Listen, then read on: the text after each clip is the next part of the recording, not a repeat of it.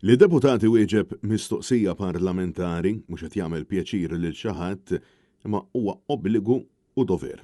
M'hemmx għażla. Sostna dan l-editur tal-gazzetta The Malt Independent fejn insista li domanda parlamentari trid tkun imwieġba skomda kemm skomda u mhux tiġi injorata għax ma taqbilx għal widnejn il-Ministru.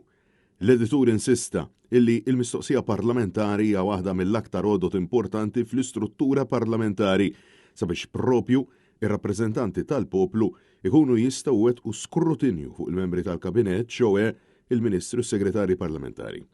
Fil-editorial intqal li meta il-Ministri jirrifjutaw illi jirrispondu itawlu biex iwieġbu jew jinħbew wara wedid vagi mhux biss ikunu qed jiffrustraw il-membri tal-Oppożizzjoni li jkunu qed jagħmlu xogħolhom imma jkunu qed jimminaw lill-Parlament innifsu. L-editur saħaq li l-Speaker tal-Kamra Anġlu Farrugia għandu raġun jinsisti li jeħtieġ mekkaniżmu sabiex jiġi żgurat li l-mistoqsijiet parlamentari jkunu mwieġba f'perjodu massimu raġonevoli. Dan wara li x-Shadow Minister Yves Borg Bonello saħqet illi ma rċevit l-ebda tweġiba l-86 domanda li staqsiet wara aktar minn kważi xahar u nofs.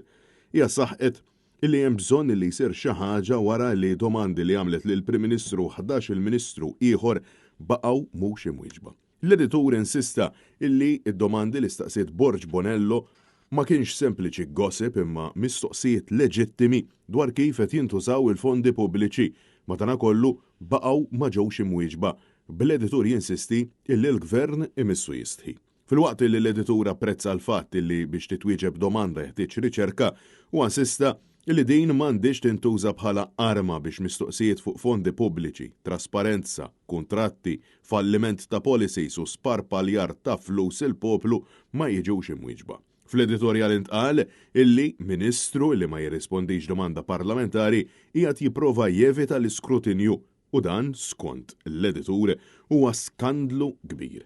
L-editur semma kif l-Speaker Anġlu Farrugia għaraf kif m'hemmx mekkaniżmu biex dawn iwieġbu d-domandi jista' jfakkarhom, iżda jekk l-eżekuttiv jiddeċiedi li xorta waħda jibqa' jinjora lilu u d-domandi ma jista' jagħmel xejn.